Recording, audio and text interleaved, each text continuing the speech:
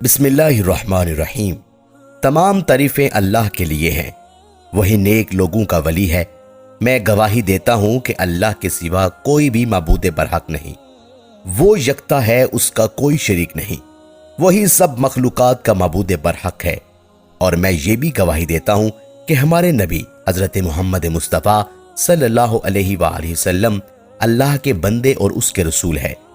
یا اللہ ان پر، ان کی آل اور تمام صحابہ کرام پر رحمتیں، سلامتی اور برکتیں نازل فرما، آمین۔ السلام علیکم ورحمۃ اللہ وبرکاتہ۔ ناظرین، اسلامی تاریخ کے اہم ترین واقعات میں سے ایک غزوہ بدر ہے۔ یہ وہ واقعہ ہے جس میں مسلمانوں نے مشرکین کو شکست دی تھی۔ یہ شکست ایک ایسی شکست تھی جس نے دنیا کی تاریخ بدل دی۔ غزوہ بدر کی کہانی ایک ایسی کہانی ہے جو ایمان، شجاعت اور فتح کی کہانی ہے۔ ہم اپنی آج کی اس ویڈیو میں آپ کو اس عظیم واقعے کی کہانی سنائیں گے۔ ہم آپ کو بتائیں گے کہ غزوہ بدر کیسے پیش آیا اور اس کے نتائج کیا ہوئے۔ ہمیں امید ہے کہ یہ کہانی آپ کے دلوں میں جذبہ پیدا کرے گی، اور ہمیں امید ہے کہ یہ کہانی آپ کو یہ سبق دے گی کہ ایمان و شجاعت سے کوئی بھی کام ناممکن نہیں ہے۔ ہم آپ کو یہ بتائیں گے کہ یہ ایک ایسا غزوہ ہے جسے غزوہ اولا اور غزوہ کبریٰ میں تقسیم کیا جاتا ہے۔ آپ کو بتائیں گے کہ غزوہ اولا کیا ہے۔ آپ کو غزوہ بدر میں اصحاب کی شرکت، ان کی تیاریوں اور تمام تر تفصیلات سے آگاہ کریں گے۔ ہم اس غزوہ کی قدم قدم کی دلچسپ اور ایمان افروز روداد تفصیل سے سنائیں گے۔ امید ہے کہ آپ کو ہماری آج کی یہ ویڈیو پسند آئے گی۔ ناظرین، ایک قول ہے کہ حضرت محمد مصطفیٰ صلی اللہ علیہ وآلہ وسلم کے غزوات کی تعداد، یعنی جس میں آپ نے خود بنفس نفیس شرکت فرمائی، 27 ہیں۔ ان میں سے وہ غزوے جن میں قتل و قتال ہوا، یعنی جن میں آپ کے صحابہ کرام رضوان اللہ تعالی علیہم اجمعین نے جان کی بازی اور سرفروشی کی ہے، ان کی تعداد 9 ہے، جن میں غزوہ بدر کبریٰ، غزوہ احد، غزوہ بنی مصطلق، غزوہ خندق، غزوہ بنی قریظہ، غزوہ خیبر اور غزوہ فتح مکہ اور غزوہ حنین و طائف ہیں۔ رسول اللہ صلی اللہ علیہ وآلہ وسلم کئی سال تک بغیر جنگ و قتال کے اسلام کی طرف تبلیغ فرماتے رہے۔ حالانکہ مکہ میں اور عرب میں اور مدینہ میں یہودی آپ صلی اللہ علیہ وآلہ وسلم کو، آپ کے اصحاب رضوان اللہ تعالی علیہم اجمعین کو شدید تکالیف پہنچاتے رہے، مگر چونکہ آپ صلی اللہ علیہ وآلہ وسلم کو حق تعالیٰ نے لوگوں کو صرف ڈرانے اور تبلیغ کرنے کا حکم دیا تھا، تلوار اٹھانے کا نہیں، اس لیے آپ صلی اللہ علیہ وآلہ وسلم ان تکالیف پر صبر فرماتے رہے اور ان کو ڈراتے رہے، جس کی بنیاد پر حق تعالیٰ کا یہ ارشاد ہے، ان سے مت الجھو اور یہ کہ صبر سے کام لیں۔ اس کے ساتھ ہی حق تعالیٰ نے آپ صلی اللہ علیہ وآلہ وسلم سے فتح و کامیابی کا وعدہ فرمایا تھا۔ چنانچہ رسول اللہ صلی اللہ علیہ وآلہ وسلم مکہ میں تھے۔ آپ صلی اللہ علیہ وآلہ وسلم کے صحابہ آپ کے پاس اس حالت میں آتے کہ کفار کے ہاتھوں پھٹ کر اور زخم کھائے ہوئے ہوتے، تو ان حضرات کو دیکھ کر آپ صلی اللہ علیہ وآلہ وسلم فرماتے، صبر کرو، کیونکہ مجھے جنگ کرنے کا حکم نہیں دیا گیا ہے۔ اس کی وجہ یہ تھی کہ مکہ میں رہتے مسلمانوں کی تعداد بہت کم تھی اور وہ بہت چھوٹی جماعت تھی۔ پھر جب ہجرت کے بعد مسلمانوں کی تعداد اور قوت بڑھ گئی، وہ ایک طاقتور فرقہ بن گئے، اور ساتھ ہی مسلمانوں کے دلوں میں آپ صلی اللہ علیہ وآلہ وسلم کی محبت اپنے باپ، دادا، اولاد اور اپنی بیویوں سے بھی زیادہ رچ بس گئی، اور دوسری طرف مشرکین اپنے کفر پر ڈٹے رہے۔ تو اللہ رب العزت نے اپنے نبی صلی اللہ علیہ وآلہ وسلم اور آپ کے تمام صحابہ کرام کو مشرکوں سے جنگ کرنے کی اجازت عطا فرما دی۔ ارشاد باری تعالیٰ ہے، اگر وہ تم سے لڑیں تو تم ان سے لڑو۔ اسی طرح یہ غزوہ جس کا نام صفوان ہے، اس غزوہ کو غزوہ بدر اولا بھی کہا جاتا ہے، اس کو انجام دیا گیا ہے۔ غزوہ کی مکمل تفصیل من درجہ ذیل ہے۔ آپ صلی اللہ علیہ وآلہ وسلم غزوہ عشیرہ سے واپس آئے تو چند دن بعد ہی پھر ایک مہم پیش آ گئی۔ ایک شخص قرظ بن جابر فہری نے مدینہ منورہ کی چراگاہ پر حملہ کر دیا۔ حضور اکرم صلی اللہ علیہ وآلہ وسلم اس کی تلاش میں نکلے، یہاں تک کہ صفوان کی وادی میں پہنچے۔ یہ وادی میدان بدر کے قریب ہے، اسی مناسبت سے اس غزوے کو غزوہ بدر اولا بھی کہا جاتا ہے۔ قرظ بن جابر مسلمانوں کے وہاں پہنچنے سے پہلے ہی جا چکا تھا۔ اس غزوے کے لیے نکلنے سے پہلے حضور اقدس صلی اللہ علیہ وآلہ وسلم نے مدینہ منورہ میں اپنا قائم مقام حضرت زید بن حارثہ رضی اللہ تعالی عنہ کو بنایا۔ اس مرتبہ بھی جھنڈا سفید تھا جو حضرت علی رضی اللہ تعالی عنہ کے ہاتھ میں دیا گیا تھا۔ قریش کے ایک تجارتی قافلے پر حملے کی غرض سے آپ صلی اللہ علیہ وآلہ وسلم روانہ ہوئے تھے، لیکن جب آپ صلی اللہ علیہ وآلہ وسلم عشیرہ کے مقام پر پہنچے تو قافلہ اس مقام سے گزر کر شام کی طرف روانہ ہو چکا تھا۔ چنانچہ آپ صلی اللہ علیہ وآلہ وسلم واپس تشریف لے آئے تھے۔ پھر جب آپ صلی اللہ علیہ وآلہ وسلم کو اطلاع ملی کہ وہ قافلہ شام سے واپس آ رہا ہے اور اس سامان تجارت کا منافع مسلمانوں کے خلاف استعمال ہوگا، اس لیے آپ صلی اللہ علیہ وآلہ وسلم نے حکم دیا، قریش کا تجارتی قافلہ آ رہا ہے، اس میں ان کا مال و دولت ہے، تم اس پر حملہ کرنے کے لیے بڑھو، ممکن ہے اللہ تمہیں اس سے فائدہ دے۔ ادھر اس قافلے کے سردار ابو سفیان رضی اللہ تعالی عنہ تھے۔ یہ قریش کے بھی سردار تھے، اس وقت تک ایمان نہیں لائے تھے۔ فتح مکہ کے موقع پر ایمان لائے۔ ان کی عادت تھی کہ جب ان کا قافلہ حجاز کی سرزمین پر پہنچتا تو جاسوسوں کو بھیج کر راستے کی خبریں معلوم کر لیتے تھے۔ انہیں آپ صلی اللہ علیہ وآلہ وسلم کا خوف بھی تھا، چنانچہ ان کے جاسوس نے بتایا کہ آپ صلی اللہ علیہ وآلہ وسلم اس تجارتی قافلے کو گھیرنے کے لیے روانہ ہو چکے ہیں۔ یہ سن کر ابو سفیان رضی اللہ تعالی عنہ خوف زدہ ہو گئے۔ انہوں نے فوراً ایک شخص کو مکہ کی طرف روانہ کیا اور ساتھ ہی اسے یہ ہدایات دی، تم اپنے اونٹ کے کان کاٹ دو، کجاوا الٹ دو، اپنی قمیص کا اگلا اور پچھلا دامن پھاڑ دو، اسی حالت میں مکہ میں داخل ہونا، انہیں بتانا کہ محمد اپنے اصحاب کے ساتھ ان کے قافلے پر حملہ کرنے والے ہیں۔ ایسا اس لیے کیا تاکہ مشرکین جلد مدد کو آ جائیں۔ وہ شخص بہت تیزی سے روانہ ہوا۔ اب ابھی یہ مکہ پہنچا ہی نہیں تھا کہ وہاں عاتکہ بنت عبد المطلب نے ایک خواب دیکھا۔ حضور نبی کریم صلی اللہ علیہ وآلہ وسلم کی پھوپھی تھی۔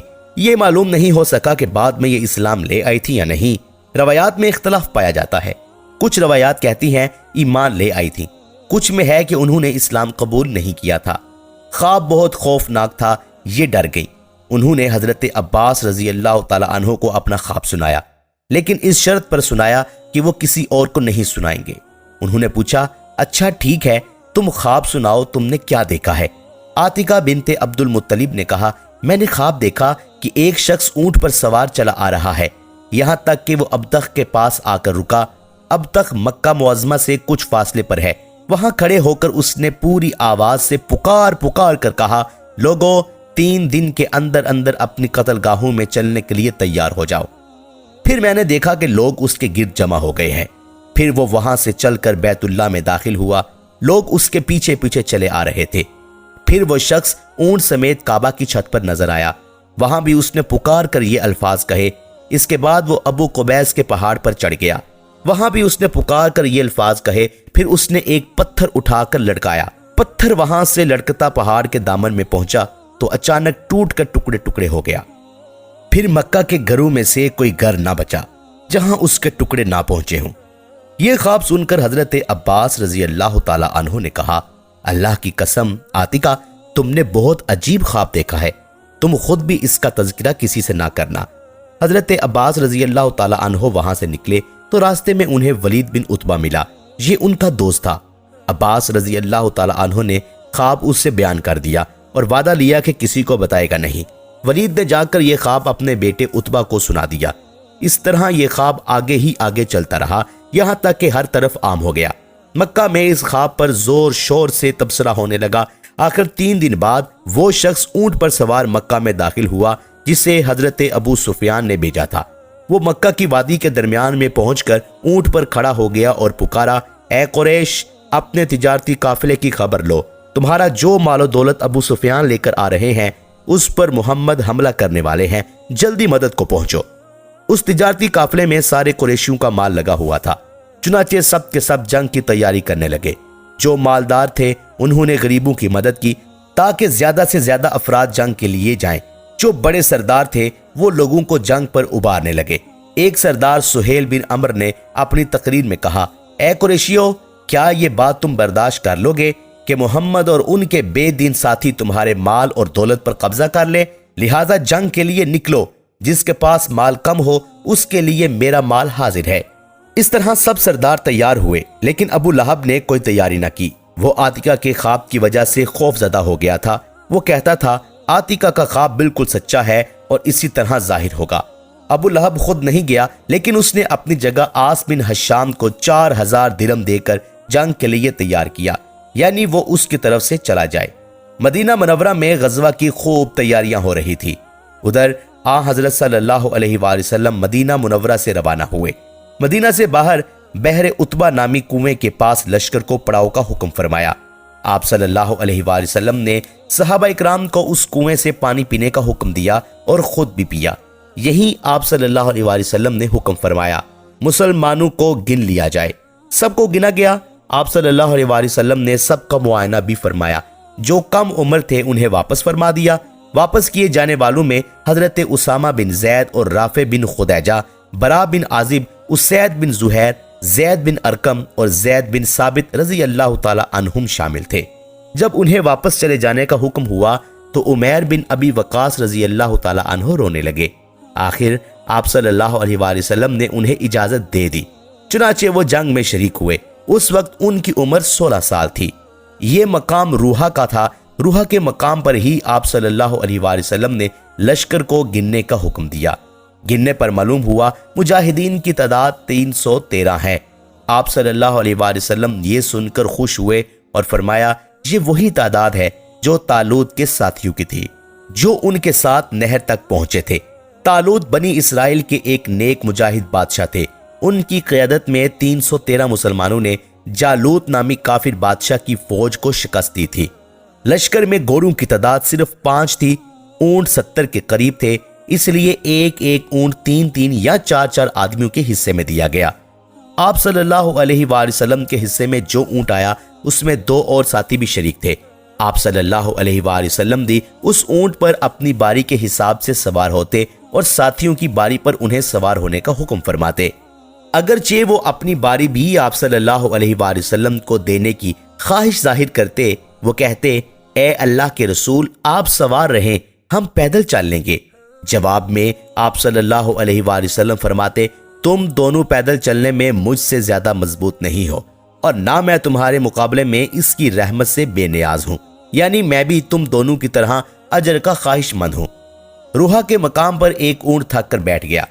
آپ صلی اللہ علیہ وآلہ وسلم پاس سے گزرے تو پتہ چلا اونٹ تھک کر بیٹھ گیا ہے اور اٹھ نہیں رہا۔ آپ صلی اللہ علیہ وآلہ وسلم نے کچھ پانی لیا، اس سے کلی کی، کلی والا پانی اونٹ والے کے برتن میں ڈالا اور اس کے منہ میں ڈال دیا۔ اونٹ فوراً اٹھ کھڑا ہوا اور پھر اس قدر تیز چلا کہ لشکر کے ساتھ جا ملا۔ اس پر تھکاوٹ کے کوئی آثار باقی نہ رہے۔ اس غزوے کے موقع پر حضور نبی کریم صلی اللہ علیہ وآلہ وسلم نے حضرت عثمان رضی اللہ تعالی عنہ کو مدینہ منورہ ہی میں ٹھہرنے کا حکم فرمایا۔ وجہ اس کی یہ تھی کہ ان کی زوجہ محترمہ اور آپ صلی اللہ علیہ وآلہ وسلم کی بیٹی سیدہ رقیہ رضی اللہ تعالی عنہ بیمار تھی۔ آپ صلی اللہ علیہ وآلہ وسلم نے حضرت عثمان رضی اللہ تعالی عنہ سے فرمایا تمہیں یہاں ٹھہرنے کا بھی اجر ملے گا اور جہاد کرنے کا بھی اجر ملے گا۔ اس موقع پر آپ صلی اللہ علیہ وآلہ وسلم نے مدینہ منورہ میں حضرت ابو لبابہ رضی اللہ تعالی عنہ کو اپنا قائم مقام بنایا۔ طلحہ بن عبید اور سعید بن زید رضی اللہ تعالی عنہما کو جاسوسی کے ذمہ داری سونپی تاکہ یہ دونوں لشکر سے آگے جا کر قریش کے تجارتی قافلے کی خبر لائے۔ نبی کریم صلی اللہ علیہ وآلہ وسلم نے انہیں مدینہ منورہ سے ہی روانہ فرما دیا۔ روحہ کے مقام سے اسلامی لشکر آگے روانہ ہوا۔ عرق زبیہ کے مقام پر ایک دیہاتی ملا، اس سے دشمن کے بارے میں کچھ معلوم نہ ہو سکا۔ اب لشکر پھر آگے بڑھا، اس طرح اسلامی لشکر زفران کی وادی تک پہنچ گیا۔ اس جگہ آپ صلی اللہ علیہ وآلہ وسلم کو اطلاع ملی کہ قریش مکہ ایک لشکر لے کر اپنے قافلے کو بچانے کے لیے مکہ سے کوچ کر گئے ہیں۔ آپ صلی اللہ علیہ وآلہ وسلم نے یہ اطلاع ملنے پر تمام لشکر کو ایک جگہ جمع فرمایا اور ان سے مشورہ کیا، کیونکہ مدینہ منورہ سے مسلمان صرف ایک تجارتی قافلے کو روکنے کے لیے روانہ ہوئے تھے، کسی باقاعدہ لشکر کے مقابلے کے لیے نہیں نکلے تھے۔ اس پر صحابہ کرام رضوان اللہ تعالی علیہم اجمعین نے باری باری اپنے رائے دی۔ حضرت مقداد رضی اللہ تعالی عنہ نے عرض کیا اے اللہ کے رسول، آپ کو اللہ تعالیٰ نے حکم فرمایا ہے، اس کے مطابق عمل فرمائیے، ہم آپ کے ساتھ ہیں۔ اللہ کی قسم ہم اس طرح نہیں کہیں گے جس طرح موسیٰ علیہ السلام کو بنی اسرائیل نے کہا تھا کہ کہ آپ اور آپ کا رب جا کر لڑ لیجئے، ہم تو یہی بیٹھے ہیں، بلکہ ہم تو یہ کہتے ہیں ہم آپ کے ساتھ ہیں، ہم آپ کے آگے پیچھے اور دائیں بائیں لڑیں گے، آخر دم تک لڑیں گے۔ حضرت مقداد رضی اللہ تعالیٰ عنہ کی تقریر سن کر آپ صلی اللہ علیہ وآلہ وسلم کا چہرہ خوشی سے چمکنے لگا۔ آپ صلی اللہ علیہ وآلہ وسلم مسکرانے لگے۔ حضرت مقداد رضی اللہ تعالیٰ عنہ کو دعا دی۔ حضرت ابو بکر صدیق رضی اللہ تعالیٰ عنہ اور حضرت عمر رضی اللہ تعالیٰ عنہ نے بھی تقاریر کی۔ ان کی تقاریر کے بعد نبی کریم صلی اللہ علیہ وآلہ وسلم نے انصاری حضرات کی طرف دیکھا، کیونکہ ابھی تک ان میں سے کوئی کھڑا نہیں ہوا تھا۔ اب انصاری بھی آپ صلی اللہ علیہ وآلہ وسلم کا اشارہ سمجھ گئے، چنانچہ حضرت سعد بن معاذ رضی اللہ تعالیٰ عنہ اٹھے اور عرض کیا، اے اللہ کے رسول، شاید آپ کا اشارہ ہماری طرف ہے تو عرض ہے کہ ہم ایمان لا چکے ہیں، آپ کی تصدیق کر چکے ہیں اور گواہی دے چکے ہیں، ہم ہر حال میں آپ کا حکم مانیں گے، فرما برداری کریں گے۔ ان کی تقریر سن کر آپ صلی اللہ علیہ وآلہ وسلم کے چہرے پر خوشی کے آثار ظاہر ہوئے، چنانچہ آپ صلی اللہ علیہ وآلہ وسلم نے فرمایا، اب اٹھو، کوچ کرو، تمہارے لیے خوشخبری ہے، اللہ تعالیٰ نے مجھ سے وعدہ فرمایا ہے کہ وہ ہمیں فتح دے گا۔ زفران کی وادی سے روانہ ہو کر آپ صلی اللہ علیہ وآلہ وسلم بدر کے مقام پر پہنچے۔ اس وقت تک قریشی لشکر بھی بدر کے قریب پہنچ چکا تھا۔ آپ صلی اللہ علیہ وآلہ وسلم نے حضرت علی رضی اللہ تعالیٰ عنہ کو قریش کے لشکر کی خبریں معلوم کرنے کے لیے بھیجا۔ انہیں 2 ماشکی پانی بھرنے والے ملے، وہ قریشی لشکر کے ماشکی تھے۔ ان دونوں سے لشکر کے بارے میں کافی معلومات حاصل ہوئی۔ انہوں نے لشکر میں شامل بڑے بڑے سرداروں کے نام بھی بتا دیے۔ اس پر حضور نبی کریم صلی اللہ علیہ وآلہ وسلم نے اپنے صحابہ سے فرمایا، مکہ نے اپنا دل اور جگر نکال کر تمہارے مقابلے کے لیے بھیجے ہیں، یعنی اپنے تمام معزز اور بڑے بڑے لوگ بھیج دیے ہیں۔ اس دوران ابو سفیان قافلے کا راستہ بدل چکے تھے اور اس طرح ان کا قافلہ بچ گیا، جبکہ اس قافلے کو بچانے کے لیے جو لشکر آیا تھا اس سے اسلامی لشکر کا آمنا سامنا ہو گیا۔ ادھر ابو سفیان نے جب دیکھا کہ قافلہ تو اب بچ گیا ہے، اس لیے انہوں نے ابو جہل کو پیغام بھیجا کہ واپس مکہ کی طرف لوٹ چلو، کیونکہ ہم اسلامی لشکر سے بچ کر نکل آئے ہیں۔ لیکن ابو جہل نے واپس جانے سے انکار کر دیا۔ قریشی لشکر نے بدر کے مقام پر اس جگہ پڑاؤ ڈالا جس جگہ پانی نزدیک تھا۔ دوسری طرف اسلامی لشکر نے جس جگہ پڑاؤ ڈالا پانی وہاں سے فاصلے پر تھا۔ اس سے مسلمانوں کو پریشانی ہوئی۔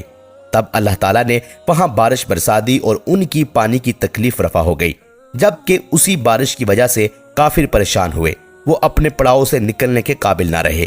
مطلب یہ کہ بارش مسلمانوں کے لیے رحمت اور کافروں کے لیے زحمت ثابت ہوئی۔ صبح ہوئی تو اللہ کے رسول صلی اللہ علیہ وآلہ وسلم نے اعلان فرمایا، لوگو نماز کے لیے تیار ہو جاؤ۔ چنانچہ صبح کی نماز ادا کی گئی۔ پھر جب آپ صلی اللہ علیہ وآلہ وسلم نے صحابہ اکرام کو خطبہ دیا، آپ صلی اللہ علیہ وآلہ وسلم نے ارشاد فرمایا، میں تمہیں ایسی بات کے لیے ابھارتا ہوں جس کے لیے تمہیں اللہ نے ابھارا ہے۔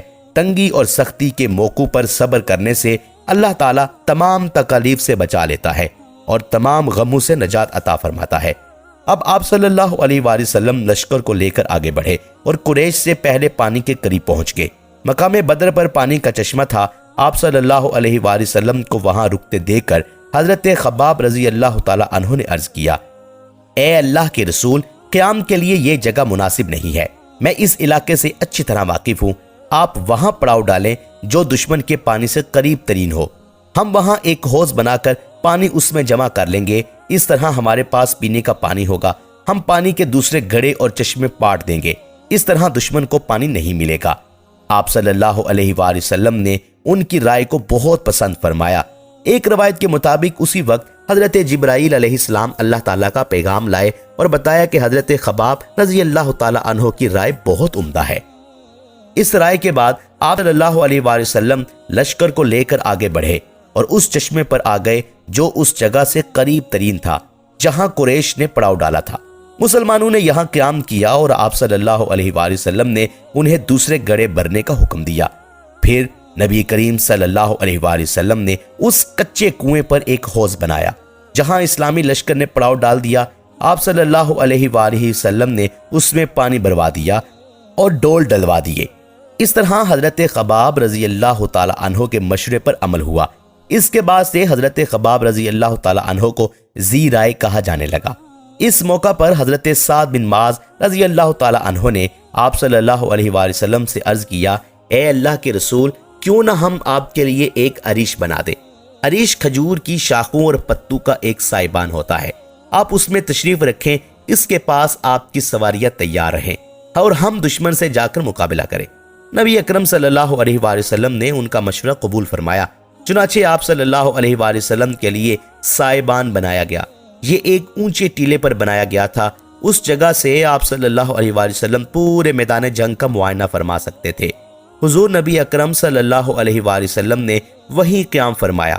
صحابہ اکرام رضوان اللہ تعالی علیہم اجمعین نے پوچھا، آپ کے ساتھ یہاں کون رہے گا تاکہ مشرکوں میں سے کوئی آپ کے قریب نہ آ سکے؟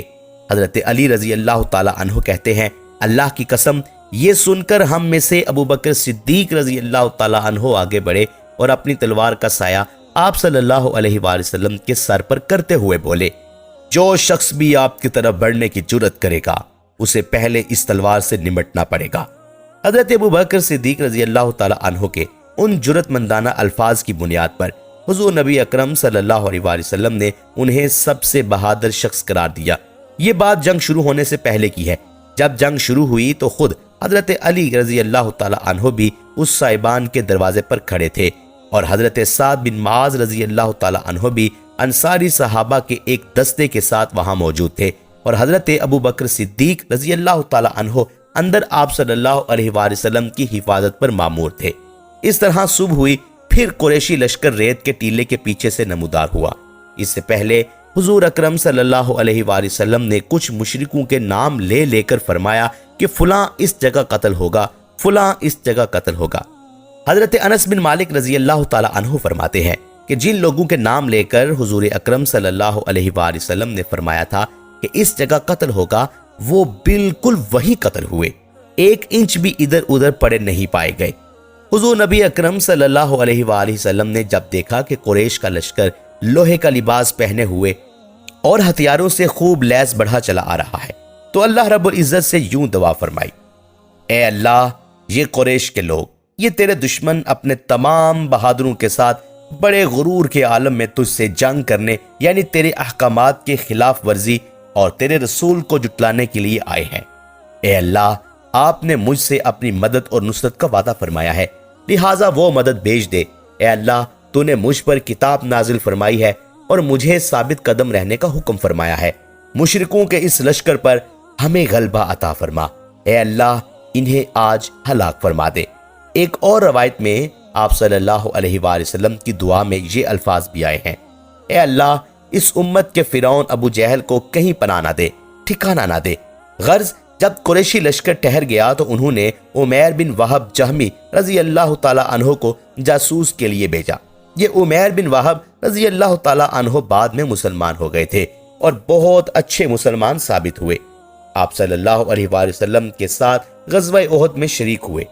قریش نے عمیر رضی اللہ تعالی عنہ سے کہا، جا کر محمد کے لشکر کی تعداد معلوم کرو اور ہمیں خبر دو، صلی اللہ علیہ وآلہ وسلم۔ عمیر رضی اللہ تعالیٰ عنہ اپنے گھوڑے پر سوار ہو کر نکلے۔ انہوں نے اسلامی لشکر کے گرد ایک چکر لگایا، پھر واپس قریش کے پاس آئے اور یہ خبر دی، ان کی تعداد تقریباً 300 ہے، ممکن ہے کچھ زیادہ ہوں، مگر اے قریش، میں نے دیکھا ہے ان لوگوں کو لوٹ کر اپنے گھروں میں جانے کی کوئی تمنا نہیں، اور میں یہ سمجھتا ہوں ان میں سے کوئی آدمی اس وقت تک نہیں مارا جائے گا جب تک کہ کسی کو قتل نہ کر دے، گویا تمہارے بھی اتنے ہی آدمی مارے جائیں گے جتنا کہ ان کے، اس کے بعد پھر زندگی کا کیا مزہ رہ جائے گا، اس لیے جنگ شروع کرنے سے پہلے اس بارے میں غور کر لو۔ ان کی بات سن کر کچھ لوگوں نے ابو جہل سے کہا، جنگ کے ارادے سے باز آ جاؤ اور واپس چلو، بھلائی اسی میں ہے۔ واپس چلنے کا مشورہ دینے والوں میں حکیم بن حزام رضی اللہ تعالی عنہ بھی تھے۔ ابو جہل نے ان کی بات نہ مانی اور جنگ پر ٹل گیا، اور جو لوگ واپس چلنے کا کہہ رہے تھے انہیں بزدلی کا طعنہ دیا۔ اس طرح جنگ ٹل نہ سکی۔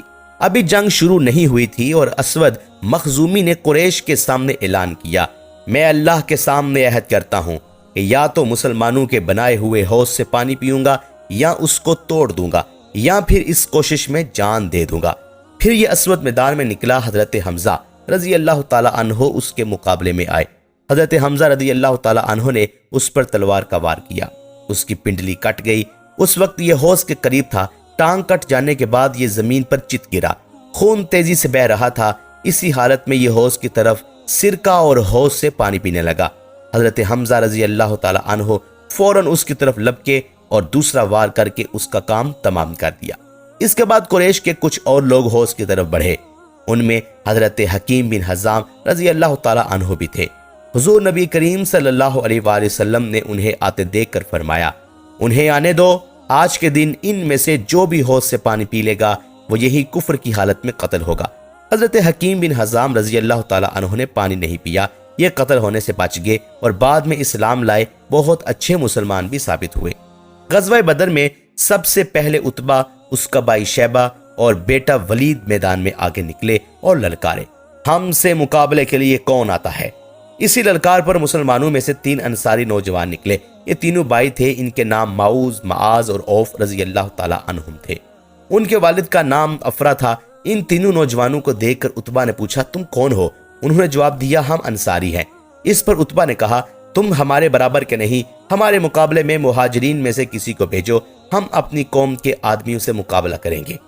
इस पर नबी करीम सल्लल्लाहु अलैहि वसल्लम ने उन्हें वापस आने का हुक्म फरमाया। ये तीनों अपनी सफों में वापस आ गए। आप सल्लल्लाहु अलैहि वसल्लम ने उनकी तारीफ फरमाई और उन्हें शाबाश दी।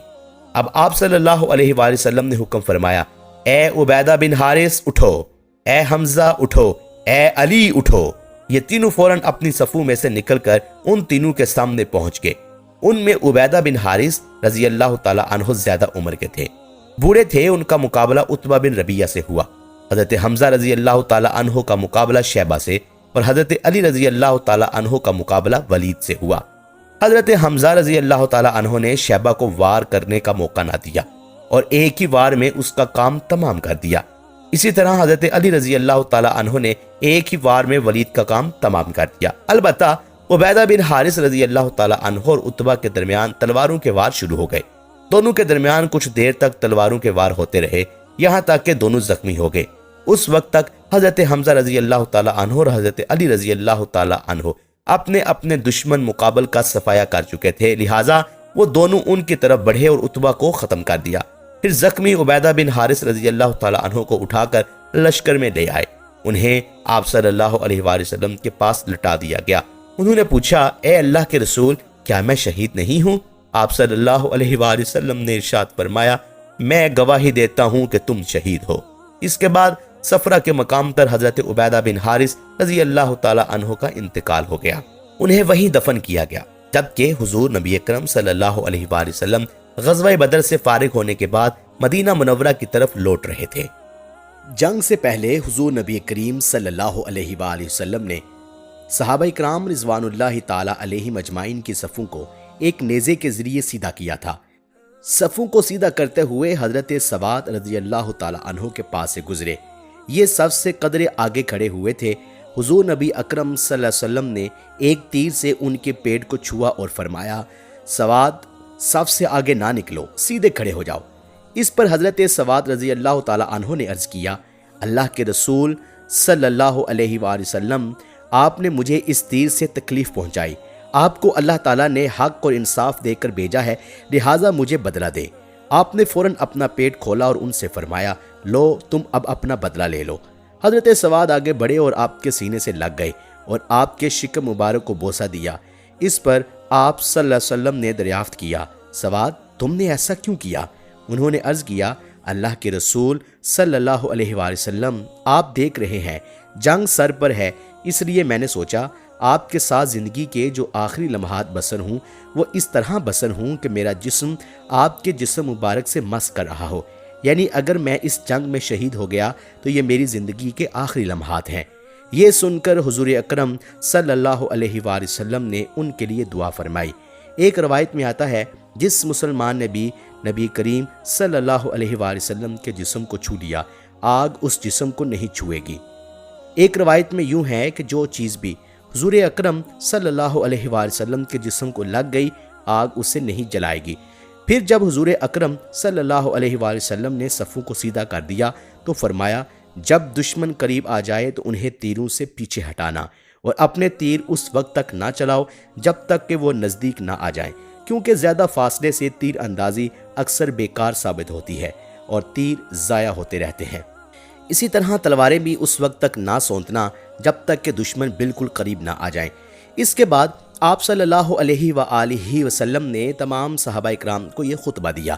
مصیبت کے وقت صبر کرنے سے اللہ تعالیٰ پریشانیاں دور فرماتے ہیں اور غموں سے نجات عطا فرماتے ہیں۔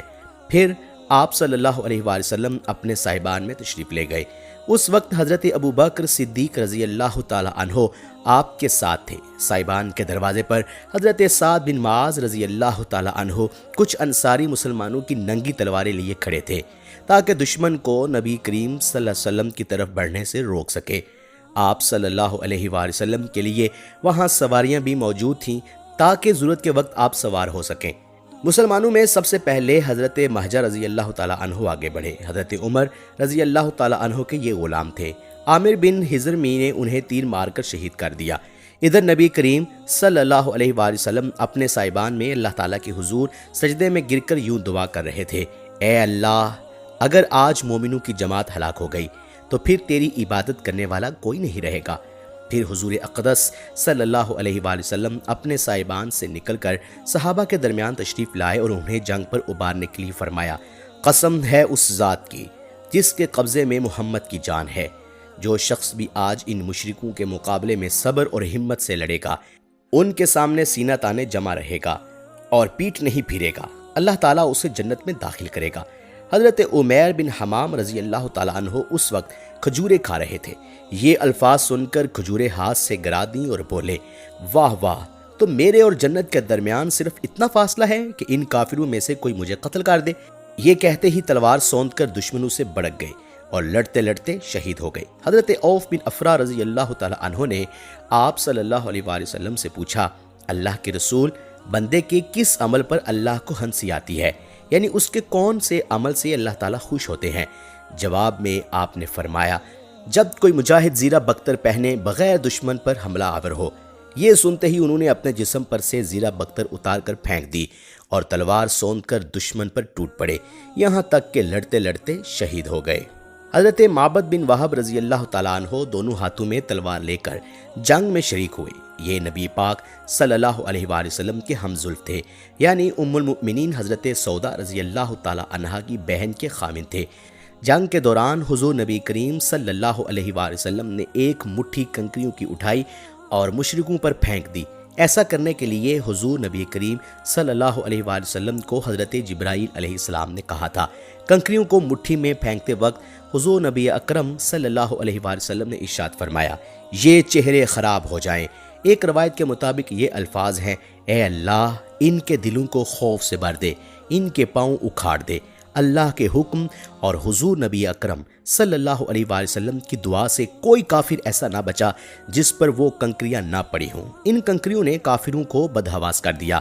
آخر نتیجہ یہ نکلا کہ وہ شکست کھا کر بھاگے۔ مسلمان ان کا پیچھا کرنے لگے، انہیں قتل اور گرفتار کرنے لگے۔ کنکریوں کی مٹھی کے بارے میں اللہ تعالیٰ نے قرآن مجید میں ارشاد فرمایا، اور اے نبی، کنکریوں کی مٹھی آپ نے نہیں بلکہ ہم نے پھینکی تھی۔ سورۃ الانفال۔ حضور نبی اکرم صلی اللہ علیہ وآلہ وسلم نے کافروں کے شکست کھا جانے کے بعد اعلان فرمایا، مسلمانوں نے جس کافر کو مارا ہے اس کا سامان اسی مسلمان کا ہے، اور جس مسلمان نے جس کافر کو گرفتار کیا وہ اسی مسلمان کا قیدی ہے۔ وہ کافر جو بھاگ کر نہ جا سکے انہیں گرفتار کر لیا گیا۔ اس جنگ میں حضرت ابو عبیدہ بن جراح رضی اللہ تعالی عنہ نے اپنے باپ کو قتل کیا۔ پہلے خود باپ نے بیٹے پر وار کیا تھا، لیکن یہ وار حضرت ابو عبیدہ رضی اللہ تعالی عنہ بچا گئے اور خود اس پر وار کیا، جس سے وہ مارا گیا۔ اس پر اللہ تعالیٰ نے یہ آیت نازل فرمائی، جو لوگ اللہ پر اور قیامت کے دن پر پورا ایمان رکھتے ہیں، آپ انہیں نہ دیکھیں گے کہ ایسے شخصوں سے دوستی رکھتے ہیں جو اللہ اور رسول کے خلاف ہیں، اگرچہ وہ ان کے بیٹے یا بھائی یا خاندان میں سے ہی کیوں نہ ہوں۔ اسلام سے پہلے مکہ میں امیہ بن خلف حضرت عبد الرحمن بن عوف رضی اللہ تعالی عنہ کا دوست رہا تھا، اور یہی وہ امیہ بن خلف تھا جو حضرت بلال رضی اللہ تعالی عنہ پر بے تحاشا ظلم کرتا رہتا تھا۔ اور جب حضرت بلال رضی اللہ تعالی عنہ کی نظر امیہ بن خلف پر پڑ گئی تو حضرت بلال رضی اللہ تعالی عنہ اسے دیکھ کر بلند آواز میں پکارے، کافروں کا سردار امیہ بن خلف یہ رہا، اگر امیہ بچ گیا تو سمجھو میں نہیں بچا۔ حضرت عبد الرحمن بن عوف رضی اللہ تعالی عنہ کو امیہ اپنے بیٹے کے ساتھ ادھر ادھر بھاگتا نظر آیا تھا۔ حضرت عبد الرحمن بن عوف رضی اللہ تعالی عنہ کے ہاتھ میں کئی زیریں تھی۔ یہ مال غنیمت میدان جنگ سے ملا تھا، لیکن جو ہی انہیں امیہ اور اس کا بیٹا نظر آیا، انہوں نے زیریں گرا دیں اور ان دونوں کو پکڑ لیا۔ اس طرح یہ دونوں اب ان کے قیدی بن گئے۔ یہ انہیں لے جا رہے تھے کہ حضرت بلال رضی اللہ تعالی عنہ نے انہیں دیکھ لیا اور پکارنے لگے، یہ رہا امیہ بن خلف۔ حضرت بلال رضی اللہ تعالی عنہ کے الفاظ سنتے ہی حضرت عبد الرحمن بن عوف رضی اللہ تعالی عنہ نے کہا، لیکن یہ دونوں اب میرے قیدی ہیں۔ حضرت بلال نے پھر وہی الفاظ کہے، اگر آج امیہ بچ گیا تو سمجھو میں نہیں بچا۔ ساتھ ہی حضرت بلال رضی اللہ تعالی عنہ نے لوگوں کو پکارا، اے انصاریو، اے اللہ کے مددگارو، یہ کافروں کا امیہ بن خلف ہے، اگر یہ بچ گیا تو سمجھو میں نہیں بچا۔ یہ سن کر انصاری ان کی طرف دوڑ پڑے، انہوں نے چاروں طرف سے انہیں گھیر لیا۔ حضرت بلال رضی اللہ تعالی عنہ نے تلوار کھینچ لی اور اس پر وار کیا۔ حضرت عبد الرحمن بن عوف رضی اللہ تعالی عنہ نے امیہ کو بچانے کے لیے اس کے بیٹے کو آگے کر دیا۔ امیہ جاہلیت کے زمانے میں ان کا دوست تھا، اسی دوستی کے ناطے حضرت عبد الرحمن بن عوف نے اسے قتل ہونے سے بچانا چاہتے تھے۔ ادھر حضرت بلال رضی اللہ تعالی عنہ پر اس کے قتل کی دھن پوری طرح سوار تھی۔ حضرت بلال رضی اللہ تعالی عنہ کی تلوار امیہ کے بیٹے کو لگی اور وہ زخمی ہو کر گرا۔ اسے گرتا دیکھ کر امیہ بھیانک انداز میں چیخا۔ یہ چیخ حد درجے خوفناک اور ہولناک تھی۔ ساتھ ہی تلواریں بلند ہوئی اور امیہ کے جسم میں اتر گئی۔ امیہ کو بچانے کے سلسلے میں حضرت عبد الرحمن بن عوف رضی اللہ تعالی عنہ خود بھی معمولی سے زخمی ہوئے۔ وہ کہا کرتے تھے، اللہ تعالیٰ بلال پر رحم فرمائے، میرے حصے میں نہ زرہیں آئی تھیں نہ قیدی۔ ایسے میں حضور نبی اکرم صلی اللہ علیہ وآلہ وسلم نے دریافت فرمایا، کسی کو نوفل بن خویلد کا بھی پتہ ہے؟ جواب میں حضرت علی رضی اللہ تعالی عنہ نے عرض کیا، اللہ کے رسول، اسے میں نے قتل کیا ہے۔ یہ سن کر آپ صلی اللہ علیہ وآلہ وسلم نے ارشاد فرمایا، اللہ اکبر، اللہ کا شکر ہے جس نے اس شخص کے بارے میں میری دعا قبول فرمائی۔ جنگ شروع ہونے سے پہلے اس نوفل بن خویلد نے بلند آواز میں کہا تھا، اے گروہ قریش، آج کا دن عزت اور سر بلندی کا دن ہے۔ اس کی بات سن کر آپ صلی اللہ علیہ وآلہ وسلم نے فرمایا تھا، اے اللہ، نوفل بن خویلد کا انجام مجھے دکھلا۔ اس کے بعد رسول اکرم صلی اللہ علیہ وآلہ وسلم نے حکم دیا، قتل ہونے والے کافروں میں ابو جہل کی لاش کو تلاش کیا جائے۔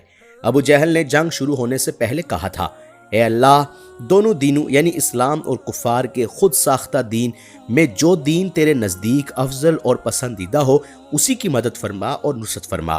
حضرت معاذ بن عمر رضی اللہ تعالی عنہ جو اس جنگ کے دوران کم سن صحابہ میں شمار ہوتے تھے، کہتے ہیں کہ جنگ کے دوران میں نے دیکھا کہ ابو جہل کو اس کے بہت سے ساتھی حفاظت کے لیے گھیرے میں لیے ہوئے ہیں، اور وہ کہہ رہے تھے، اے ابو الحکم، ابو جہل کی کنیت تھی، تم تک کوئی نہیں پہنچ پائے گا۔ جب میں نے ان کی یہ بات سنی تو ابو جہل کی طرف بڑھا اور اس پر تلوار کا ایک ہاتھ مارا۔ اس وار سے اس کی پنڈلی کٹ گئی۔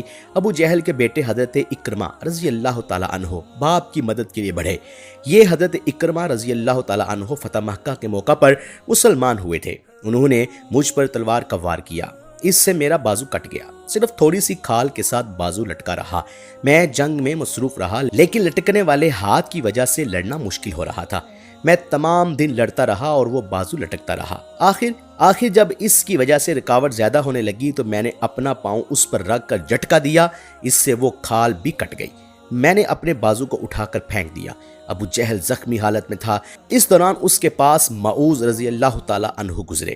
انہوں نے اس پر وار کیا، اس وار سے وہ گر گیا اور وہ اسے مردہ سمجھ کر آگے بڑھ گئے، لیکن وہ ابھی زندہ تھا۔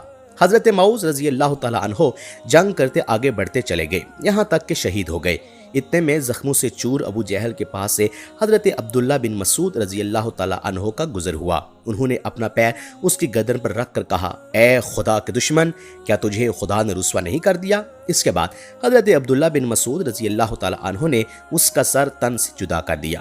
پھر حضور نبی اکرم صلی اللہ علیہ وآلہ وسلم کی خدمت میں حاضر ہوئے اور عرض کیا، اے اللہ کے رسول، میں نے ابو جہل کو قتل کیا ہے۔ آپ صلی اللہ علیہ وآلہ وسلم نے فرمایا، برتری اس ذات باری تعالیٰ کے لیے ہے جس کے سوا کوئی معبود نہیں۔ آپ صلی اللہ علیہ وآلہ وسلم نے یہ کلمہ 3 بار فرمایا، پھر آپ صلی اللہ علیہ وآلہ وسلم نے ابو جہل کی تلوار حضرت عبداللہ بن مسعود رضی اللہ تعالی عنہ کو عطا فرما دی۔ اس خوبصورت اور قیمتی تلوار پر چاندی کا کام کیا گیا تھا۔ بدر کی جنگ میں اللہ تعالیٰ نے فرشتوں کے ذریعے بھی مدد فرمائی تھی۔ اس روز حضرت زبیر بن عوام رضی اللہ تعالی عنہ نے نہایت سرفروشی سے جنگ کی۔ ان کے جسم پر بہت بڑے بڑے زخم آئے۔ اس جنگ میں حضرت عکاشہ رضی اللہ تعالی عنہ کی تلوار لڑتے لڑتے ٹوٹ گئی تو آپ صلی اللہ علیہ وسلم نے انہیں کھجور کی ایک چھڑی عنایت فرمائی۔ وہ چھڑی ان کے ہاتھ میں آتے ہی معجزاتی طور پر ایک چمکدار تلوار بن گئی۔ حضرت عکاشہ رضی اللہ تعالی عنہ اس تلوار سے لڑتے رہے یہاں تک کہ اللہ تعالیٰ نے مسلمانوں کو فتح عطا فرمائی۔ اس تلوار کا نام اون رکھا گیا۔ یہ تلوار تمام غزوات میں حضرت عکاشہ رضی اللہ تعالی عنہ کے پاس رہی اور اسی تلوار سے وہ جنگ کیا کرتے تھے۔ ان کے انتقال کے بعد یہ تلوار ان کی اولاد کو وراثت میں ملتی رہی، ایک دوسرے کے پاس پہنچتی رہی۔ اسی طرح حضرت سلمہ بن اسلم رضی اللہ تعالی عنہ کی تلوار بھی ٹوٹ گئی تھی۔ حضور نبی اکرم صلی اللہ علیہ وآلہ وسلم نے انہیں کھجور کی جڑ عطا فرمائی اور فرمایا اس سے لڑو۔ انہوں نے جو ہی اس جڑ کو ہاتھ میں لیا وہ ایک نہایت بہترین تلوار بن گئی اور اس غزوہ کے بعد ان کے پاس رہی۔ حضرت خبیب بن عبد الرحمن رضی اللہ تعالی عنہ بیان کرتے ہیں کہ ایک کافر نے میرے دادا پر تلوار کا وار کیا۔ اس وار میں ان کی ایک پسلی الگ ہو گئی۔ حضور اکرم صلی اللہ علیہ وآلہ وسلم نے لعاب دہن لگا کر ٹوٹی پسلی اس کی جگہ رکھ دی۔ وہ پسلی اپنی جگہ پر اس طرح جم گئی جیسے ٹوٹی ہی نہیں تھی۔ حضرت رفاع بن مالک رضی اللہ تعالی عنہ کہتے ہیں کہ ایک تیر میری آنکھ میں آ کر لگا، میری آنکھ پھوٹ گئی۔ میں اسی حالت میں حضور اکرم صلی اللہ علیہ وآلہ وسلم کی خدمت میں حاضر ہوا۔ آپ صلی اللہ علیہ وآلہ وسلم نے میری آنکھ میں اپنا لعاب دہن ڈال دیا۔ آنکھ اسی وقت ٹھیک ہو گئی اور زندگی بھر اس آنکھ میں کبھی کوئی تکلیف نہیں ہوئی۔ غزوہ بدر میں مسلمانوں کی فتح کے بعد آپ صلی اللہ علیہ وآلہ وسلم نے حکم فرمایا کہ مشرکوں کی لاشوں کو ان جگہوں سے اٹھا لیا جائے جہاں جہاں ان کے قتل ہونے کی نشاندہی کی تھی۔ حضرت عمر رضی اللہ تعالی عنہ فرماتے ہیں کہ نبی کریم صلی اللہ علیہ وآلہ وسلم نے جنگ سے ایک دن پہلے ہی ہمیں بتا دیا تھا کہ انشاءاللہ کل یہ عتبہ بن ربیعہ کے قتل ہونے کی جگہ ہوگی، یہ شیبہ بن ربیعہ کے قتل ہونے کی جگہ ہوگی، یہ امیہ بن خلف کے قتل کی جگہ ہوگی۔ آپ صلی اللہ علیہ وآلہ وسلم نے اپنے دست مبارک سے ان جگہوں کی نشاندہی فرمائی تھی۔ اب یہ لاشیں جمع کرنے کا حکم دلا اور صحابہ کرام لاشوں کی تلاش میں نکلے تو کافروں کی لاشیں بالکل انہی جگہوں پر پڑی ملی۔ حضور اکرم صلی اللہ علیہ وآلہ وسلم نے ان تمام لاشوں کو ایک گڑھے میں ڈالنے کا حکم فرمایا۔ جب تمام مشرکوں کو گڑھے میں ڈال دیا گیا تو حضور نبی اکرم صلی اللہ علیہ وآلہ وسلم اس گڑھے کے ایک کنارے پر آ کھڑے ہوئے۔ وہ وقت رات کا تھا۔ بخاری اور مسلم کی روایت میں ہے کہ جب نبی اکرم صلی اللہ علیہ وآلہ وسلم کی غزوہ میں فتح حاصل ہوتی تو آپ صلی اللہ علیہ وآلہ وسلم اسی مقام پر 3 رات قیام فرمایا کرتے تھے۔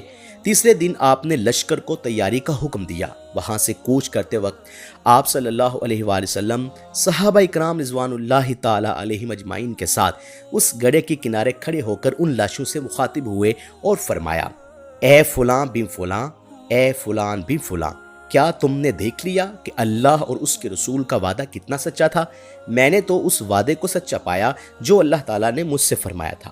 آپ صلی اللہ علیہ وآلہ وسلم نے لوگوں کے نام بھی لیے، مثلا فرمایا، اے عتبہ بن ربیعہ، اے شیبہ بن ربیعہ، اے امیہ بن خلف اور اے ابو جہل بن ہشام، تم لوگ نبی کا خاندان ہوتے ہوئے بہت برے ثابت ہوئے۔ تم مجھے جھٹلاتے تھے جبکہ لوگ میری تصدیق کر رہے تھے۔ تم نے مجھے وطن سے نکالا جبکہ دوسروں نے مجھے پناہ دی۔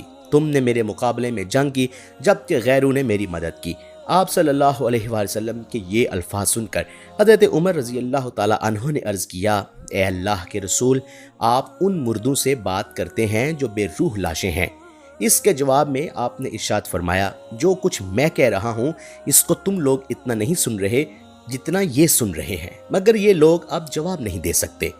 حضور نبی اکرم صلی اللہ علیہ وآلہ وسلم نے فتح کی خبر مدینہ منورہ بھیج دی۔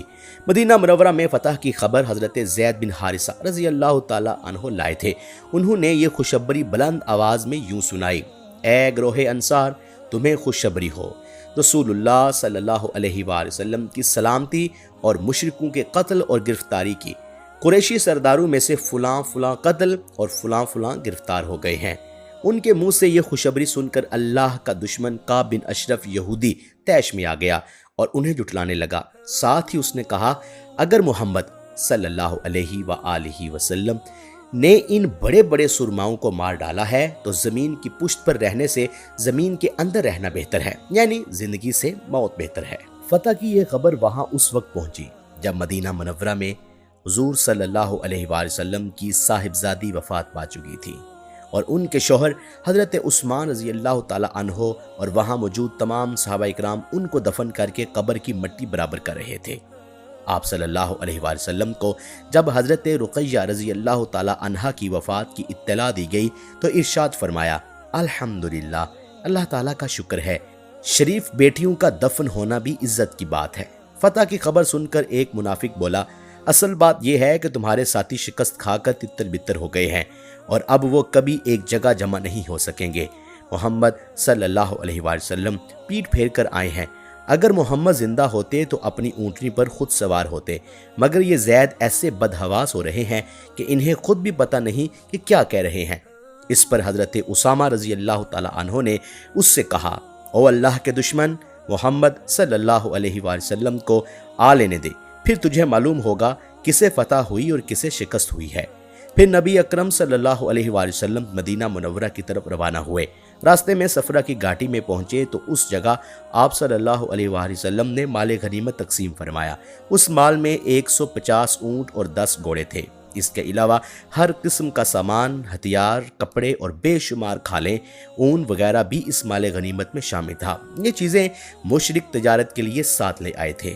اس موقع پر آپ صلی اللہ علیہ وآلہ وسلم نے اعلان فرمایا، جس شخص نے کسی مشرک کا قتل کیا اس مشرک کا سامان اسی کو ملے گا، اور جس نے کسی مشرک کو گرفتار کیا وہ اسی کا قیدی ہوگا۔ آپ صلی اللہ علیہ وآلہ وسلم نے اس مال میں سے ان لوگوں کے بھی حصے نکالے جو غزوہ بدر میں حاضر نہیں ہو سکے تھے۔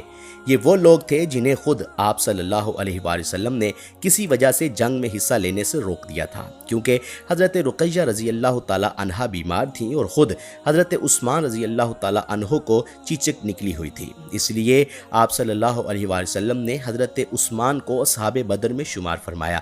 اسی طرح حضرت ابو لبابہ رضی اللہ تعالی عنہ تھے، انہیں خود حضور نبی اکرم صلی اللہ علیہ وآلہ وسلم نے مدینہ والوں کے پاس بطور محافظ چھوڑا تھا، اور حضرت عاصم بن عدی رضی اللہ تعالی عنہ کو آپ صلی اللہ علیہ وآلہ وسلم نے قبا اور عالیہ والوں کے پاس چھوڑا تھا۔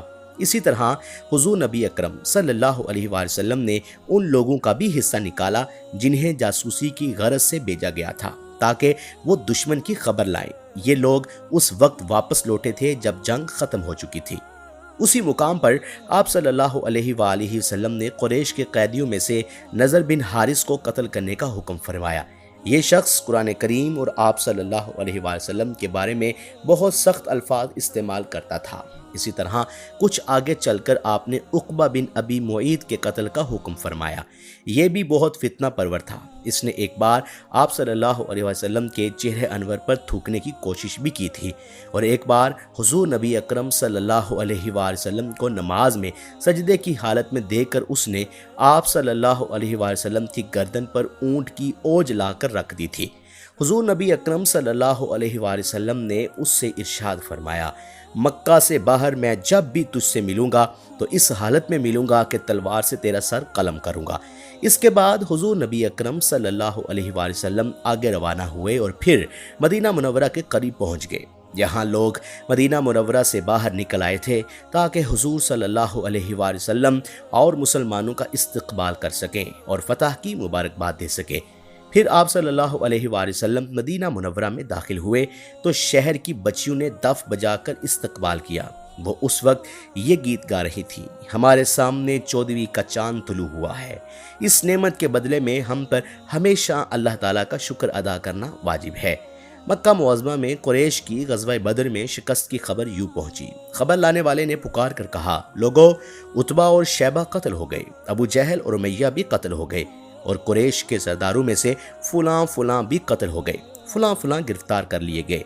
یہ خبر وحشت ناک تھی۔ یہ خبر سن کر ابو لہب گھستا ہوا باہر آیا۔ اسی وقت ابو سفیان بن حارث رضی اللہ تعالی عنہ وہاں پہنچے۔ یہ حضور نبی اکرم صلی اللہ علیہ وآلہ وسلم کے چچا زاد بھائی تھے، اس وقت مسلمان نہیں ہوئے تھے، یہ بدر میں مشرکین کی طرف سے شریک ہوئے تھے۔ ابو لہب نے انہیں دیکھتے ہی پوچھا، میرے نزدیک آؤ اور سناؤ کیا خبر ہے؟ ابو سفیان بن حارث رضی اللہ تعالی عنہ نے جواب میں میدان جنگ کی جو کیفیت سنائی وہ یہ تھی: خدا کی قسم، بس یوں سمجھ لو کہ جیسے ہی ہمارا دشمن سے ٹکراؤ ہوا، ہم نے گویا اپنی گردنیں ان کے سامنے پیش کر دی اور انہوں نے جیسے چاہا ہمیں قتل کرنا شروع کر دیا، جیسے چاہا گرفتار کیا۔ پھر بھی میں قریش کو الزام نہیں دوں گا، کیونکہ ہمارا واسطہ جن لوگوں سے پڑا ہے وہ سفید رنگ کے تھے اور سیاہ اور سفید رنگ کے گھوڑوں پر سوار تھے۔ وہ زمین اور آسمان کے درمیان پھر رہے تھے۔ اللہ کی قسم، ان کے سامنے کوئی چیز ٹھہرتی نہیں تھی۔ ابو رافع رضی اللہ تعالی عنہ کہتے ہیں، یہ سنتے ہی میں نے کہا، تب تو خدا کی قسم وہ فرشتے تھے۔ میری بات سنتے ہی ابو لہب غصے میں آ گیا۔ اس نے پوری طاقت سے تھپڑ میرے منہ پر دے مارا، پھر مجھے اٹھا کر پٹخ دیا اور میرے سینے پر چڑھ کر مجھے بے تحاشا مارنے لگا۔ وہاں میری مالکن یعنی ام فضل بھی موجود تھی۔ انہوں نے ایک لکڑی کا پایا اٹھا کر اتنے زور سے ابو لہب کو مارا کہ اس کا سر پھٹ گیا۔ ساتھ ہی ام فضل نے سخت لہجے میں کہا، تو اسے اس لیے کمزور سمجھ کر مار رہا ہے کہ اس کا آقا یہاں موجود نہیں۔ اس طرح ابو لہب ذلیل ہو کر وہاں سے رخصت ہوا۔ جنگ بدر میں اس قدر ذلت امیز شکست کے بعد ابو لہب 7 روز سے زیادہ زندہ نہ رہا، طاعون میں مبتلا ہو کر مر گیا۔ اسے دفن کرنے کی جرت بھی کوئی نہیں کر رہا تھا۔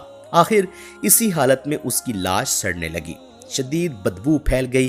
تب اس کے بیٹوں نے ایک گڑھا کھودا اور لکڑی کے ذریعے اس کی لاش کو گڑھے میں دھکیل دیا، پھر دور ہی سے سنگ باری کر کے اس گڑھے کو پتھروں سے پاٹ دیا۔ اس شکست پر مکہ کی عورتوں نے کئی ماہ تک اپنے قتل ہونے والوں کا سوگ منایا۔ اس جنگ میں اسود بن زما نامی کافر کی 3 اولادیں ہلاک ہوئیں۔ یہ وہ شخص تھا کہ مکہ میں جب حضور نبی کریم صلی اللہ علیہ وآلہ وسلم کو دیکھتا تھا تو آپ صلی اللہ علیہ وآلہ وسلم کا مذاق اڑایا کرتا تھا اور کہتا تھا، لوگو دیکھو تو ہمارے سامنے روئے زمین کے بادشاہ پھر رہے ہیں، یہ قیصر و کسریٰ کے ملکوں کو فتح کریں گے۔ اس کی تکلیف دہ باتوں پر آپ صلی اللہ علیہ وآلہ وسلم نے اسے اندھا ہونے کی بد دعا دی تھی۔ اس بد دعا سے وہ اندھا ہو گیا تھا۔ بعض روایات میں آتا ہے کہ آپ صلی اللہ علیہ وآلہ وسلم نے اس کے اندھا ہونے اور اس کی اولاد کے ختم ہونے کی بد دعا فرمائی تھی۔ اللہ تعالیٰ نے آپ صلی اللہ علیہ وآلہ وسلم کی دعا قبول فرمائی، چنانچہ پہلے وہ اندھا ہوا، پھر اس کی اولاد جنگ بدر میں ماری گئی۔ جنگ کے بعد آپ صلی اللہ علیہ وآلہ وسلم نے قیدیوں کے بارے میں مشورہ فرمایا۔ حضرت ابو بکر رضی اللہ تعالی عنہ کا مشورہ یہ تھا کہ ان کو فدیہ لے کر رہا کر دیا جائے۔ حضرت عمر رضی اللہ تعالی عنہ کی رائے یہ تھی کہ انہیں قتل کر دیا جائے۔ آپ صلی اللہ علیہ وآلہ وسلم نے بعض مصلحتوں کی تحت حضرت ابو بکر صدیق رضی اللہ تعالی عنہ کا مشورہ پسند فرمایا اور ان لوگوں کی جان بخشی کر دی، ان سے فدیہ لے کر انہیں رہا کر دیا۔ تاہم اس سلسلے میں اللہ تعالیٰ نے حضرت عمر رضی اللہ تعالیٰ عنہ کی رائے کو پسند کرتے ہوئے سورۃ الانفال کی آیت نمبر 67 تا 70 نازل فرمائی۔ ان آیات میں اللہ تعالیٰ نے واضح کیا کہ ان قیدیوں کو قتل کیا جانا چاہیے تھا۔ بدر کے قیدیوں میں حضور نبی اکرم صلی اللہ علیہ وآلہ وسلم کی بیٹی حضرت زینب رضی اللہ تعالیٰ عنہا کے خاوند ابو العاص رضی اللہ تعالیٰ عنہ بھی تھے، جو اس وقت مسلمان نہیں ہوئے تھے۔ اس وقت حضرت زینب رضی اللہ تعالی عنہا مکہ میں تھی۔ جب حضرت زینب رضی اللہ تعالی عنہا کو معلوم ہوا کہ فدیہ لے کر رہا کرنے کا فیصلہ ہوا ہے تو انہوں نے شوہر کے فدیہ میں اپنا ہار بیچ دیا۔ یہ ہار حضرت زینب رضی اللہ تعالی عنہا کو ان کی والدہ حضرت خدیجہ رضی اللہ تعالی عنہا نے ان کی شادی کے موقع پر دیا تھا۔ فدیے میں یہ ہار ابو العاص رضی اللہ تعالی عنہ کا بھائی لے کر آیا تھا۔ اس نے ہار حضور نبی اکرم صلی اللہ علیہ وآلہ وسلم کی خدمت میں پیش کیا۔ ہار کو دیکھ کر آپ صلی اللہ علیہ وآلہ وسلم کی آنکھوں میں آنسو آ گئے۔ حضرت خدیجہ رضی اللہ تعالی عنہا کی یاد آ گئی۔ حضور نبی اکرم صلی اللہ علیہ وآلہ وسلم نے صحابہ اکرام سے فرمایا، تم مناسب سمجھو تو زینب کے شوہر کو رہا کر دو اور اس کا یہ ہار بھی واپس کر دو۔ صحابہ اکرام رضوان اللہ تعالی علیہم اجمعین نے فوراً کہا، ضرور یا رسول اللہ صلی اللہ علیہ وآلہ وسلم۔ چنانچہ ابو العاص رضی اللہ تعالی عنہ کو رہا کر دیا گیا اور زینب رضی اللہ تعالی عنہا کا ہار لٹا دیا گیا۔ البتہ آپ نے ابو العاص رضی اللہ تعالی عنہا سے وعدہ لیا تھا کہ مکہ جاتے ہی وہ زینب رضی اللہ تعالی عنہا کو مدینہ بھیج دیں گے۔ انہوں نے وعدہ کر لیا۔ یہاں یہ بات بھی واضح رہے کہ حضرت زینب رضی اللہ تعالی عنہا کی شادی ابو العاص سے اس وقت ہوئی تھی جب حضور نبی اکرم صلی اللہ علیہ وآلہ وسلم نے اسلام کی دعوت شروع نہیں کی تھی۔ جب حضور صلی اللہ علیہ وآلہ وسلم نے اسلام کی دعوت شروع کی تو مشرکین نے ابو العاص رضی اللہ تعالی عنہ پر زور دیا تھا کہ وہ حضرت زینب رضی اللہ تعالی عنہا کو طلاق دے دیں، لیکن انہوں نے ایسا کرنے سے انکار کر دیا تھا۔ البتہ ابو لہب کے دونوں بیٹوں نے حضور اکرم صلی اللہ علیہ وآلہ وسلم کی بیٹیوں حضرت رقیہ اور حضرت کلثوم رضی اللہ تعالی عنہما کو طلاق دے دی۔ ابھی صرف ان کا نکاح ہوا تھا، رخصتی نہیں ہوئی تھی۔ جب نبی کریم صلی اللہ علیہ وآلہ وسلم کو معلوم ہوا تھا کہ ابو العاص رضی اللہ تعالی عنہ نے مشرکوں کا مطالبہ ماننے سے انکار کر دیا ہے تو حضور نبی اکرم صلی اللہ علیہ وآلہ وسلم نے ان کے حق میں دعا فرمائی تھی۔ ابو العاص رضی اللہ تعالی عنہ غزوہ بدر کے کچھ عرصہ بعد مسلمان ہو گئے تھے۔ حضرت زینب رضی اللہ تعالی عنہا کو لانے کے لیے مدینہ منورہ سے حضرت زید بن حارثہ رضی اللہ تعالی عنہ کو بھیجا گیا۔ ابو العاص رضی اللہ تعالی عنہ نے وعدے کے مطابق انہیں ان کے ساتھ بھیج دیا۔ اس وقت تک حجاب کا حکم نازل نہ ہوا تھا، اس طرح وہ مدینہ آ گئیں۔ راستے میں کافروں نے رکاوٹ بننے کی کوشش کی تھی، لیکن ابو العاص کے بھائی ان کے راستے میں آ گئے اور مشرک ناکام رہے۔ قیدیوں میں حضرت خالد بن ولید رضی اللہ تعالی عنہ کے بھائی ولید بن ولید رضی اللہ تعالی عنہ بھی تھے۔ انہیں ان کے بھائی ہشام اور خالد بن ولید رضی اللہ تعالی عنہ نے رہا کرا دیا۔ ان کا فدیہ ادا کیا گیا۔ جب وہ انہیں لے کر مکہ پہنچے تو وہاں انہوں نے اسلام قبول کر لیا۔ اس پر ان کے بھائی بہت بگڑے۔ انہوں نے کہا، اگر تم نے مسلمان ہونے کا ارادہ کر لیا تھا تو وہی مدینہ میں کیوں نہیں رہے؟ بھائیوں کی بات کے جواب میں حضرت ولید بن ولید رضی اللہ تعالی عنہ بولے، میں نے سوچا اگر میں مدینہ منورہ میں مسلمان ہو گیا تو لوگ کہیں گے کہ میں قید سے گھبرا کر مسلمان ہو گیا۔ اب انہوں نے مدینہ منورہ ہجرت کا ارادہ کیا تو ان کے بھائیوں نے ان کو قید کر دیا۔ حضور نبی اکرم صلی اللہ علیہ وآلہ وسلم کو یہ بات معلوم ہوئی تو ان کے لیے قنوت نازلہ میں رہائی کی دعا فرمانے لگے۔ آخر ایک دن ولید بن ولید رضی اللہ تعالی عنہ مکہ سے نکل بھاگنے میں کامیاب ہو گئے اور آپ صلی اللہ علیہ وآلہ وسلم کے پاس مدینہ منورہ پہنچ گئے۔ غزوہ بدر کے ایک قیدی حضرت وہب بن عمیر رضی اللہ تعالی عنہ جو بعد میں اسلام لائے، انہوں نے بھی غزوہ بدر میں مسلمانوں سے جنگ کی تھی اور کافروں کی شکست کے بعد قیدی بنا لیے گئے تھے۔ وہب بن عمیر رضی اللہ تعالی عنہ کے والد کا نام عمیر تھا۔ ان کے ایک دوست تھے صفوان رضی اللہ تعالی عنہ۔ ان دونوں دوستوں کا تعلق مکہ کے قریش سے تھا۔ دونوں اس وقت تک اسلام نہیں لائے تھے اور مسلمانوں کے بدترین دشمن تھے۔ ایک روز یہ دونوں حجر اسود کے پاس بیٹھے تھے۔ دونوں بدر میں قریش کی شکست کے بارے میں باتیں کرنے لگے۔ قتل ہونے والے بڑے بڑے سرداروں کا ذکر کرنے لگے۔ صفوان رضی اللہ تعالی عنہ نے کہا، اللہ کی قسم ان سرداروں کے قتل ہو جانے کے بعد زندگی کا مزہ ہی ختم ہو گیا ہے۔ یہ سن کر عمیر رضی اللہ تعالی عنہ نے کہا، تم سچ کہتے ہو، خدا کی قسم اگر مجھ پر ایک شخص کا قرض نہ ہوتا تو مجھے اپنے پیچھے بیوی بچوں کا خیال نہ ہوتا تو میں محمد صلی اللہ علیہ وآلہ وسلم کے پاس پہنچ کر انہیں قتل کر دیتا۔ معاذ اللہ، میرے پاس وہاں پہنچنے کی وجہ بھی موجود ہے۔ میرا اپنا بیٹا وہب ان کی قید میں ہے، وہ بدر کی لڑائی میں شریک تھا۔ یہ سننا تھا کہ صفوان رضی اللہ تعالی عنہ نے وعدہ کرتے ہوئے کہا، تمہارا قرض میرے ذمہ ہے، وہ میں ادا کروں گا، اور تمہارے بیوی بچوں کی ذمہ داری بھی میرے ذمہ ہے۔ جب تک وہ زندہ رہیں گے میں ان کی کفالت کروں گا۔ عمیر رضی اللہ تعالی عنہ نے یہ سن کر حضور صلی اللہ علیہ وآلہ وسلم کے قتل کا پختہ عزم کر لیا اور کہا، بس تو پھر ٹھیک ہے، یہ معاملہ میرے اور تمہارے درمیان راز رہے گا، نہ تم کسی سے اس ساری بات کا ذکر کرو گے اور نہ میں۔ صفوان رضی اللہ تعالی عنہ نے وعدہ کر لیا۔ عمیر رضی اللہ تعالی عنہ نے گھر جا کر اپنی تلوار نکالی، اس کی دھار کو تیز کیا اور پھر اس کو زہر میں بجھایا، پھر مکہ سے مدینہ کا رخ کیا۔ مسجد نبوی میں پہنچ کر عمیر رضی اللہ تعالی عنہ نے دیکھا کہ حضرت عمر رضی اللہ تعالی عنہ کچھ دوسرے مسلمانوں کے ساتھ بیٹھے غزوہ بدر کی باتیں کر رہے تھے۔ حضرت عمر رضی اللہ تعالی عنہ کی نظر ان پر پڑی تو فوراً اٹھ کھڑے ہوئے، کیونکہ انہوں نے عمیر رضی اللہ تعالی عنہ کے ہاتھ میں ننگی تلوار دیکھ لی تھی۔ انہوں نے کہا، یہ خدا کا دشمن ضرور کسی برے ارادے سے آیا ہے۔ پھر وہ فوراً وہاں سے نبی اکرم صلی اللہ علیہ وآلہ وسلم کے حجرہ مبارک میں آ گئے اور عرض کیا، اللہ کے رسول، خدا کا دشمن عمیر ننگی تلوار لیے آیا ہے۔ حضور اکرم صلی اللہ علیہ وآلہ وسلم نے ارشاد فرمایا، عمر، اسے میرے پاس اندر لے آؤ۔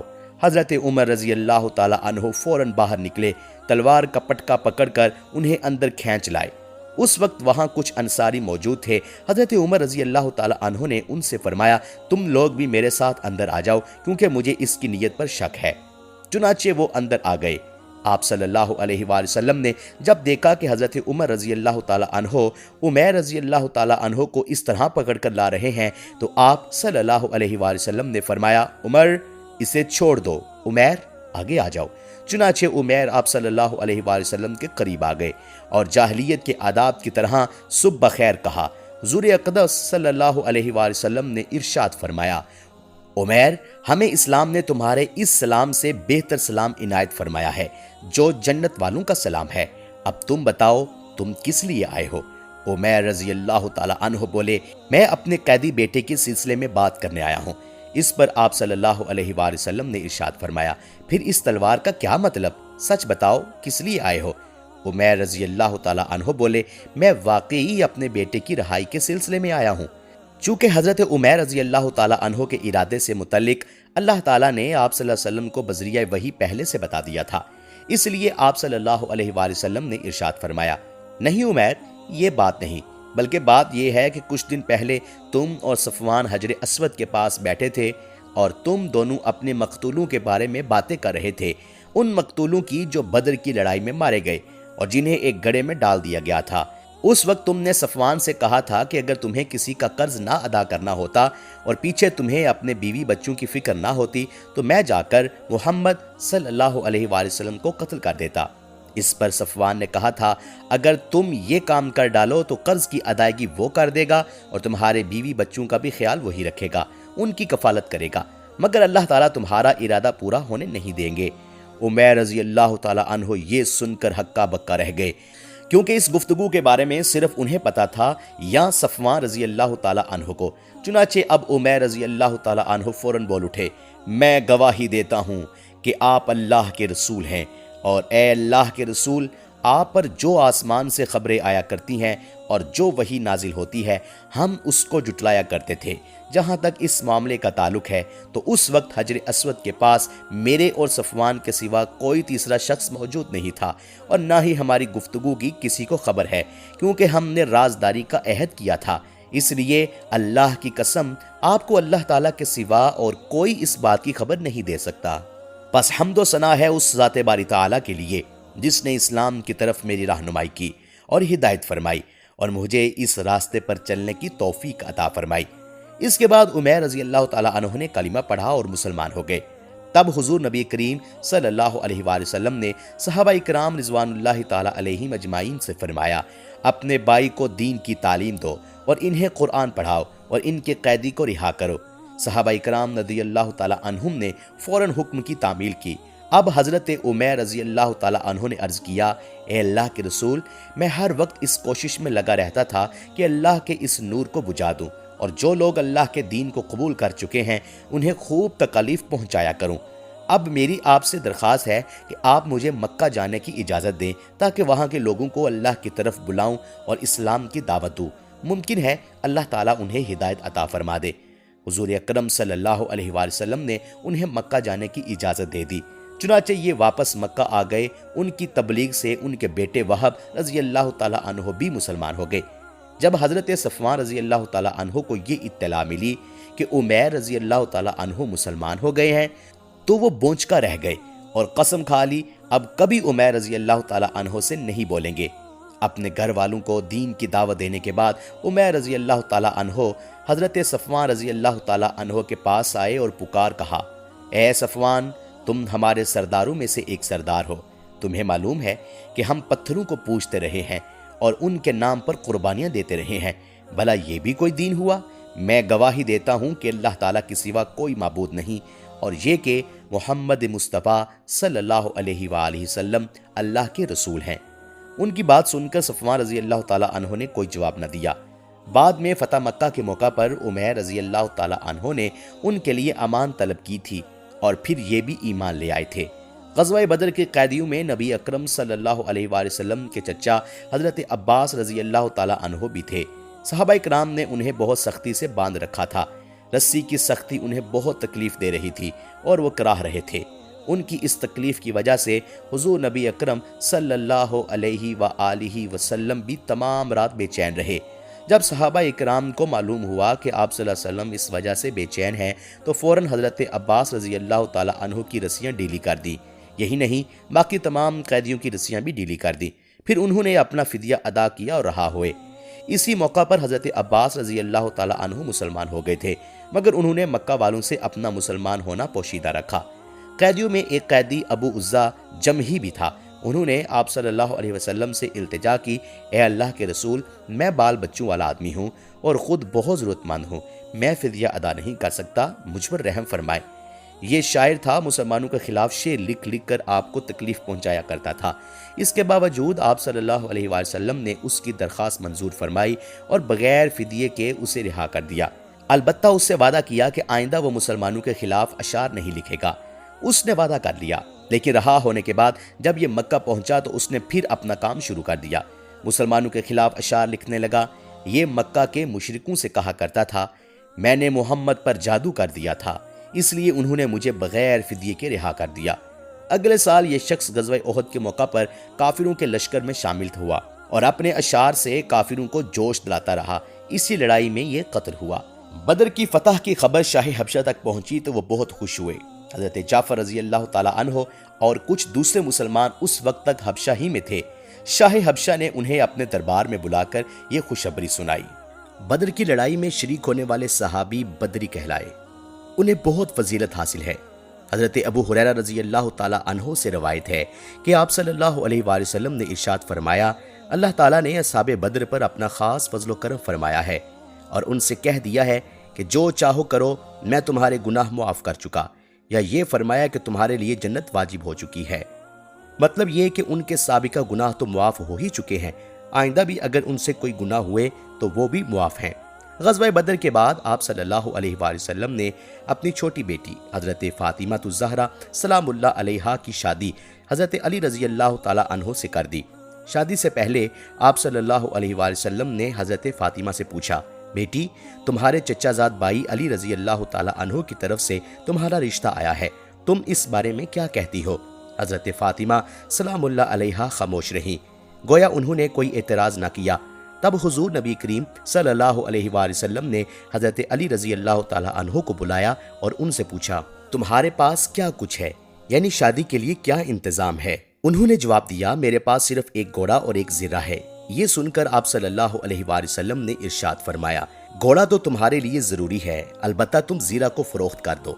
حضرت علی رضی اللہ تعالیٰ عنہ نے وہ زیرہ 480 درہم میں فروخت کر دی اور رقم لا کر آپ صلی اللہ علیہ وآلہ وسلم کی خدمت میں پیش کر دی۔